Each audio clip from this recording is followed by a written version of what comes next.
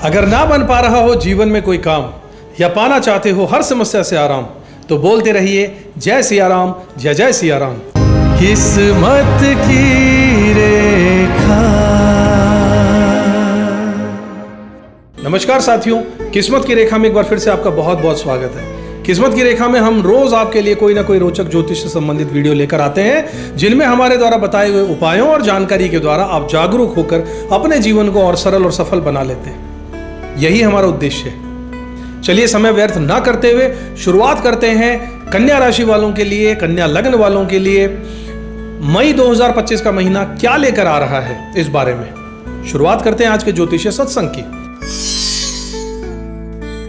अगर आपने चैनल को सब्सक्राइब नहीं किया तो जरूर कर लीजिए, बेल आइकन प्रेस कर दीजिए, अपने साथियों में से शेयर कर दीजिए, उनका भी फायदा होगा। चलिए आगे बढ़ते हैं साथियों। अगर आपकी भी राशि है कन्या राशि, तो इस बार मई 2025 आपके लिए एक ऐसा महीना साबित हो सकता है जो आपकी लाइफ में रीअलाइनमेंट, रिचार्ज और रिजल्ट का ट्रिपल डोज लेकर आ रहा है।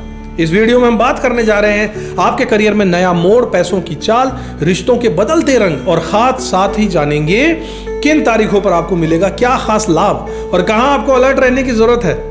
इस महीने गुरु, राहु और केतु तीनों ग्रह कर रहे हैं मेजर ट्रांजिट, जगह बदल रहे हैं, और अब ऐसा कॉस्मिक ट्रायो एक्टिव होने वाला है तो समझिए जिंदगी में कुछ नया अनफोल्ड होना तय है। इसलिए वीडियो को स्किप मत कीजिएगा, अंत तक देखिएगा। अंत में आपको उपाय भी बताऊंगा जिनसे आप जीवन सरल और सफल बनाने में आपको मदद जरूर मिलेगी, क्योंकि हम यहां पर सिर्फ राशिफल नहीं बता रहे, आपको मिलने वाला एक सटीक और प्रैक्टिकल डायरेक्शन जो आपके आने वाले महीने को बना सकता है बेमिसाल।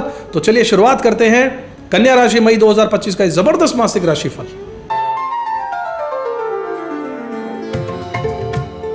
साथियों, अगर आपकी राशि है कन्या या आपकी कुंडली में चंद्रमा, सूर्य या लग्न कन्या राशि में है, तो मई 2025 आपके लिए एक ऐसा महीना साबित हो सकता है जिसमें माइंड सेट, मनी और मोमेंटम तीनों बदलने की पूरी संभावना बन रही है। इस बार जो ग्रह परिवर्तन हो रहे हैं वो सिर्फ बाहरी जीवन में ही नहीं, आपके अंदरूनी प्रायोरिटीज और गोल्स में भी बदलाव लेकर आ सकते हैं। तो इस वीडियो को पूरा ध्यान से सुनिए, क्योंकि इसमें हम एक भाव और घटना का ऐसा विश्लेषण करेंगे जिसे जानकर आप सच में आने वाले महीने को बेटर प्लान कर पाएंगे। यही हमारा प्रयास है। ग्रहों की स्थिति और गोचर के बारे में बात कर लेते हैं कि कौन सा ग्रह क्या कर रहा है, क्योंकि यही है असली हीरो जो तय करते हैं आपका भविष्य और गाइड भी यही करते हैं। यही दर्द है और यही दवा है। सबसे पहले 3 मेजर ट्रांजिट इस महीने जो हो रहे हैं, जिसमें है गुरु यानी कि बृहस्पति, राहु और केतु। ये तीनों ही कन्या राशि वालों की कुंडली में बहुत खास एंगल से एक्टिव हो रहे हैं साथियों। 14 मई को बृहस्पति देव आपकी कुंडली के 9वें भाव से निकलकर 10वें भाव यानी कर्म भाव में आ जाएंगे 14 मई को।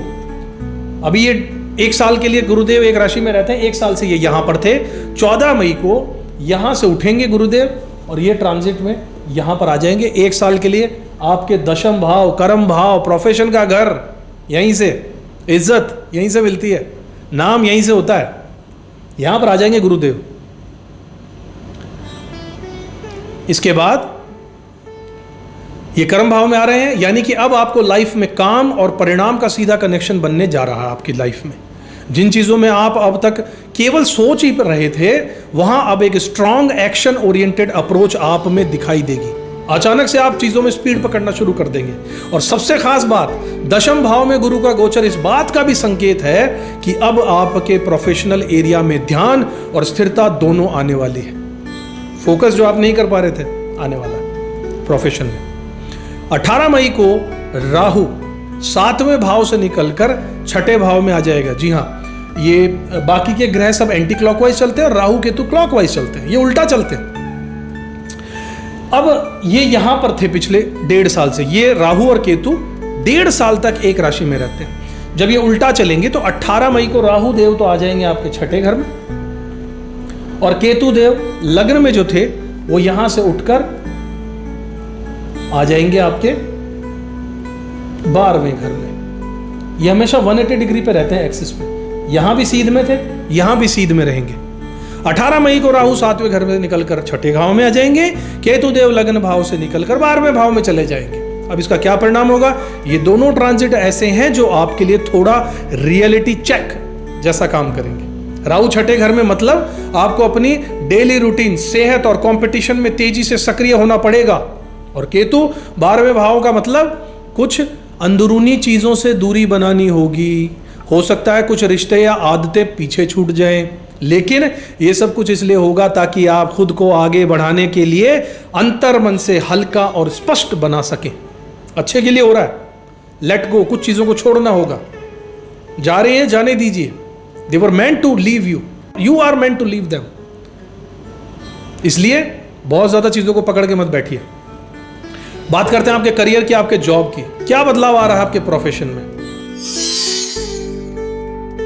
सबसे इंपॉर्टेंट एरिया आपका करियर होता है। जो लोग नौकरी में हैं उनके लिए यह महीना एक टर्निंग पॉइंट बन सकता है साथियों।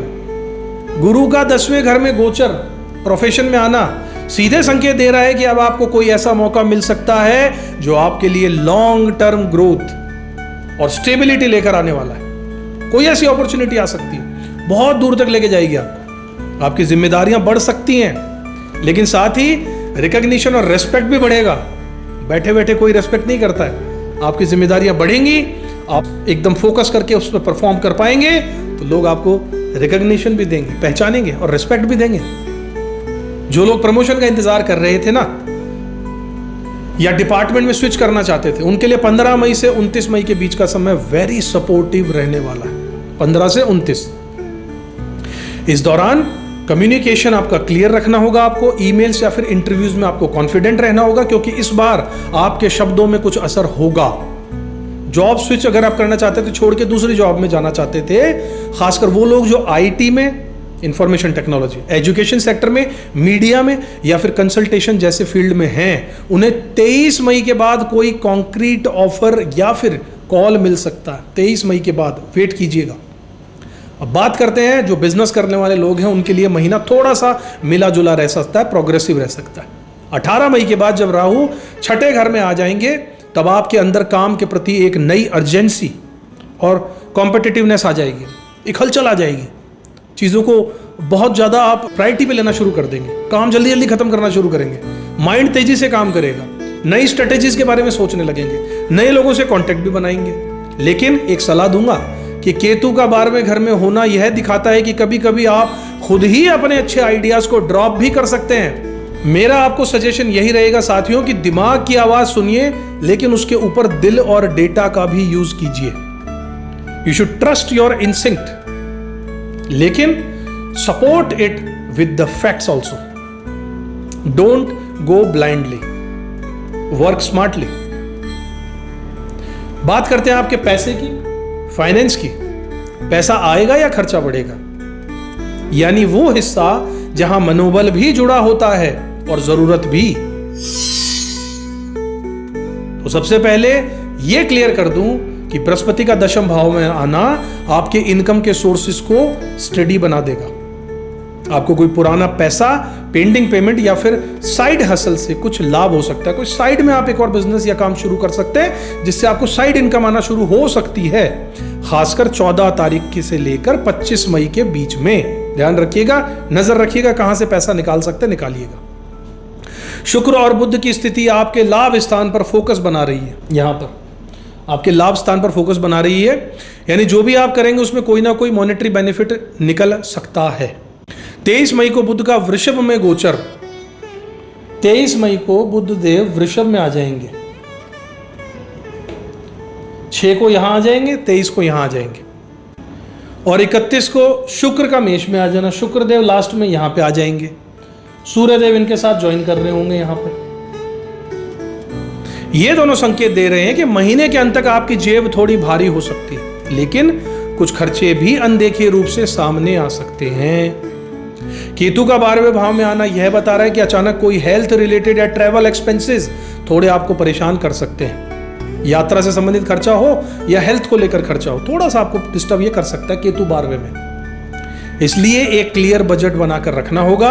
कोई भी बड़ा फाइनेंशियल डिसीजन लेने से पहले 2 बार सोचिए, खासकर 19 से लेकर 22 मई के बीच में। नोट कर लीजिए तारीखें, 19 से लेकर 22 के बीच में बहुत सोच समझ कर डिसीजन लीजिएगा। अब बात कर लेते हैं साथियों आपके परिवार और आपकी पर्सनल लाइफ, घर के बारे में कैसा माहौल रहने वाला है, इन सब बारे में। घर परिवार की बात करें तो महीने की शुरुआत में सूर्य और बुध आपके अष्टम भाव में यहां पर थे, जो यह संकेत दे रहा है कि घर के बुजुर्गों की सेहत पर थोड़ा ध्यान देना पड़ सकता है। साथ ही कुछ पुराने मुद्दे भी उठ सकते हैं। कोई ऐसी बात जो पहले टल गई थी फिर से सामने आ सकती है, लेकिन चिंता की बात नहीं है, क्योंकि 15 मई के बाद सूर्य आपके भाग्य स्थान में, यहां पर आपके भाग्य स्थान में प्रवेश कर जाएंगे और वहां गुरु की दृष्टि भी पड़ रही है, गुरुदेव की, जिससे फैमिली में अचानक से कोई खुशखबरी, यात्रा या फिर कोई सामूहिक प्लानिंग बन सकती है। शुक्र और बुध का लाभ स्थान में सक्रिय रहना यह भी दर्शा रहा है कि भाई बहनों के साथ अच्छा सहयोग मिलेगा और कुछ लोग घर में किसी नई चीज़ की प्लानिंग कर सकते हैं, जैसे कि नया फर्नीचर ले आएं या घर का छोटा मोटा रीमॉडलिंग कर दें, चेंजेस कर लें, ऐसा कुछ।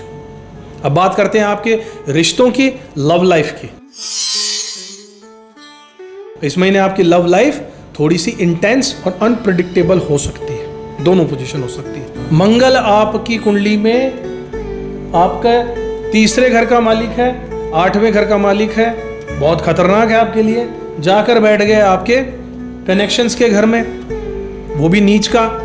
इसका सीधा सा मतलब है रिलेशनशिप में थोड़ा इमोशनल प्रेशर या फिर डाउट और पॉजिटिवनेस आ सकती है। ये यहां से चौथी दृष्टि दूसरे घर पे भी डाल रहा है, परिवार का, और इसके अलावा 7वीं दृष्टि यहां डाल रहा है और 8वीं यहां पर डाल रहा है। थोड़ा सा आपको संभल कर रहना होगा। कभी कभी आपको ऐसा लगेगा कि पार्टनर आपको समझ नहीं पा रहे हैं, और कभी आपको खुद समझ नहीं आएगा कि आप उनसे क्या चाहते हैं। इस कारण केतु का 12वें घर में गोचर जो आपकी एक्सपेक्टेशन को थोड़ा सा वॉग बना सकता है। आपको यही राय दूंगा कि इस महीने खास तौर पर 6 से लेकर 18 मई के बीच में नोट कर लीजिए। खासकर 6 से लेकर 18 मई के बीच में अगर कोई मिसअंडरस्टैंडिंग होती है पार्टनर के साथ, तो इंटेंस रिएक्शन देने की बजाय थोड़ी देर सोचिएगा और शांति से डिस्कस करना आपके लिए बेहतर रहेगा, वरना चीजें बहुत बुरी उलझेंगी। अच्छी खबर यह है कि 23 मई को जब बुध वृषभ में आ जाएंगे और 31 को शुक्र भी मेष में प्रवेश कर जाएंगे, तो महीने के अंत में आपकी लव लाइफ में एक नया वार्मथ आ जाएगा, एक ताजगी आ जाएगी। जिसका रिश्ता किसी ब्रेक या दूरी से गुजर रहा है, अभी गुजर रहा था, आप में मनमुटाव चल रहे थे, उनके लिए यह परफेक्ट विंडो होगी to reconnect with your partner again. Singles के लिए 24 से 30 मई का समय आइडियल होगा। खास तौर पर यदि आप किसी ऑनलाइन प्लेटफॉर्म पर दोस्ती के जरिए किसी व्यक्ति से मिलते हैं तो बात आगे बढ़ सकती है, आप एक दूसरे को पसंद कर सकते हैं। आपकी मैरिज के बारे में, फैमिली बॉन्ड्स के बारे में बात करें, शादीशुदा लोगों, आपकी मैरिड लाइफ और पारिवारिक संबंधों की बात करें, शनि आपकी कुंडली में 5वें भाव का मालिक है और राहु 18 मई के बाद 6ठे घर में आ जाएंगे, लेकिन तब तक आपके पास में ये 7वें घर में इनके साथ युति बनाए हुए शनि देव के साथ में, वो भी पार्टनर के घर में। यह कॉम्बिनेशन यह दिखाता है कि पति पत्नी के बीच में कभी कभी कठोर शब्द या फिर भावनात्मक दूरी बन सकती है। किसी तीसरे व्यक्ति की बात या पुरानी कोई गलतफहमी फिर से ट्रिगर होकर सामने आ सकती है। इसलिए जरूरत है 2 चीजों की, एक तो कम्युनिकेशन के लेवल पे आपको ओपननेस रखनी है, खुलकर बात कीजिए और साफ तरीके से बातचीत कीजिए और अपनी ईगो को बीच में मत आने दीजिएगा, अहम बीच में मत आने दीजिएगा। थोड़ा उनको भी सुनिएगा, थोड़ा वो आपको सुनेंगे, बैलेंस बनाकर चलेंगे, तो वरना खिटपिट बहुत बढ़ेगी। केतु का 12वें भाव में आ जाना यह भी दर्शा रहा है कि आपका पार्टनर थोड़ा सा इमोशनली डिस्टेंट आपसे हो सकता है, लेकिन इसका मतलब यह नहीं है कि फीलिंग्स कम हो जाएंगी, वो बस खुद को एक्सप्रेस नहीं कर पा रहे हैं, इसलिए आपसे थोड़ी सी दूरी बना सकते हैं। और कभी कभी दूरी बनाकर रखना हमारे लिए अच्छा भी होता है, ये सोचकर उन्हें अपना समय लेने दीजिए। इस समय में अपने रिश्ते को थोड़ा वक्त और स्पेस आपको देना चाहिए, ये मेरी सलाह है। और 23 मई के बाद एक बार फिर से रिश्तों में वार्मथ यानी कि ताजगी वापस आने की कोशिश जरूर कीजिएगा और ऐसा होगा भी, स्थितियां ऐसी बन जाएंगी। बात करते हैं एजुकेशन की। पढ़ाई में आपके क्लैरिटी आएगी या डिस्ट्रैक्शन आएगा? स्टूडेंट्स की बात करते हैं तो मई 2025 आपके लिए स्ट्रॉन्ग रिकवरी का पीरियड बन सकता है, स्पेशली 14 मई के बाद में। शुरुआत में थोड़ी डिस्ट्रैक्शन हो सकती है, खासकर जो लोग कॉम्पिटिटिव एग्जाम्स की तैयारी कर रहे हैं, उन्हें लगेगा कि फोकस बन नहीं रहा पढ़ाई में। इस कारण गुरु का अभी तक 9वें भाव में होना और मंगल का अष्टम के नीच होकर, अष्टम का भाव का मालिक होकर नीच बैठ जाना आपके माइंड में क्लैरिटी की कमी कर देगा। लेकिन 14 मई के बाद में जब गुरु 10वें भाव में आ जाएंगे यहां पर और 5वें भाव पर उनकी दृष्टि पड़ने लगेगी, इन्फ्लुएंस उसको ये करने लगेगा। 5वें भाव को नक्षत्र लेवल पे जब ये टच करने वाले हैं उस पर, तो एक दमदार इंप्रूवमेंट आप में शामिल होने वाला है। आपका माइंड शार्प हो जाएगा, कॉन्फिडेंस में बूस्ट हो जाएगा, कॉन्फिडेंस लेवल, और अगर किसी एग्जाम की तैयारी में लगे तो आपके एफर्ट्स रिजल्ट देना शुरू कर सकते हैं। फॉरेन एजुकेशन या फिर रिसर्च फील्ड में जाने वाले स्टूडेंट्स के लिए भी ये महीना कुछ खास पॉजिटिव संकेत दे रहा है, लेकिन उसके लिए आपको 23 मई के बाद कोई पेपर वर्क या फिर अपडेट मिलने की संभावना रहेगी। 23 तक आपको थोड़ा सा इंतजार करना होगा, धैर्य बनाकर रखना होगा। अब बात करते हैं आपकी हेल्थ की। Health is wealth. इस बार बॉडी के साथ माइंड का भी ध्यान रखना होगा, और इस बार आपको सिर्फ शरीर नहीं दिमाग का ध्यान रखना बहुत ज्यादा जरूरी होगा, क्योंकि केतु 12वें घर में जा रहे हैं, मंगल 8वें घर में नीच का है, 8वें घर के मालिक होकर नीच का है। दोनों मिलकर आपके एनर्जी लेवल को अनस्टेबल बना रहे हैं। ये बहुत कश्मकश वाली स्थिति हो सकती है। कभी आप हाइपर एक्टिव महसूस कर सकते हैं, कभी बिना बात के थकावट और डीमोटिवेशन फील हो सकता है। दिमाग में कंफ्यूजन, स्लीप साइकिल डिस्टर्ब होना या इमोशनल बर्नआउट जैसी चीजें इस महीने आप में एक्टिव हो सकती हैं। खासकर 6 तारीख से लेकर 20 तारीख के बीच में विशेष ध्यान रखिएगा। हेल्थ के बारे में कुछ टिप्स देना चाहूंगा कि सुबह हल्का फुल्का योग कीजिए, श्वास यानी कि ब्रीदिंग एक्सरसाइजेस कीजिए, ज्यादा देर तक फोन या फिर स्क्रीन से बचिएगा, डिजिटल लाइफ को थोड़ा कम कीजिएगा, डिनर जल्दी कीजिएगा, हल्का कीजिएगा, और हफ्ते में 1 दिन बॉडी पूरे तरीके से डिटॉक्स करने की कोशिश कीजिएगा। व्रत कर सकते हैं। अगर कोई पुरानी बीमारी है तो रेगुलर चेकअप को मत छोड़िएगा, और अपने आप को खुद से मिलाने के लिए मेडिकेशन जरूर कीजिएगा। मेडिटेशन बहुत जरूरी है आपके लिए। अब बात कर लेते हैं उस सेगमेंट की जहां आपको सबसे ज्यादा इंतजार रहता है, यानी कि कुछ पावरफुल रेमेडीज और उपाय, ताकि ग्रह बने रहें आपके लिए अलाइनमेंट में और आपके लिए ग्रहों की शत्रुता मित्रता में बदल जाए। नोट कर लीजिए पेन पेपर पे। सबसे पहले हर बुधवार को गणेश जी को धूप चढ़ाइए और ओम गंग गणपते नमः का जाप जरूर कीजिए। बुध से जुड़े तनाव कम हो जाएंगे। मंगलवार को हनुमान जी को चमेली का तेल चढ़ाइए, यह मंगल की नीचता को भी शांत कर देगा। 2 नंबर। तीसरा नंबर, शनिवार को किसी बुजुर्ग को छाता, बरसात वाला, चप्पल या सरसों का तेल दान करके देखिएगा। यह शनि और राहु के असर को कंट्रोल में रखेगा। अगला पॉइंट, रात को सोने से पहले 1 गिलास पानी में थोड़ी सी मिश्री डालकर पीजिएगा। इसे पीने के बाद सो जाइएगा, नींद ठीक रहेगी, मन भी शांत रहेगा। बहुत अच्छा उपाय आपके लिए साबित होगा। अगला, हर दिन सूर्य को जल चढ़ाकर ओम घृणी सूर्याय नमः मंत्र का जाप कीजिएगा। आत्मबल और फोकस बढ़ जाएगा। तो साथियों, यह था कन्या राशि वालों आपके लिए मई 2025 का पूरा डिटेल्ड राशिफल, जिसमें हमने समझा कर हर ग्रह का असर, हर रिश्ते की चाल और हर मौके की गहराई को आप तक पहुंचाने की कोशिश की है। अब आपके पास है वो रोड मैप जो आपको सही दिशा दिखाएगा और भ्रम से बचाएगा और आपकी चॉइसेस को और भी पावरफुल बना देगा। अगर आपको ये वीडियो इंसाइटफुल लगा हो तो चैनल को सब्सक्राइब करना मत भूलिएगा, लोगों को शेयर कीजिएगा, उनका भी फायदा होगा, और लाइक कीजिएगा वीडियो को, और कमेंट करके जरूर बताइएगा कि इस बार कौन सा पॉइंट आपकी जिंदगी में सबसे ज्यादा जुड़ा हुआ आपको महसूस हुआ। मैं फिर से मिलूंगा एक नई राशि में, एक नए फ्यूचर एनर्जी के साथ, एक फ्रेश ज्योतिषीय एनालिसिस के साथ। याद रखिएगा, सितारे सिर्फ राह दिखाते हैं, चलना आप ही को है, और समझदारी से चलना असली समझदारी है। ज्योतिष का उपयोग कीजिए और समझदारी से चलना सीखिए। जय श्री राम। किस्मत की रेखा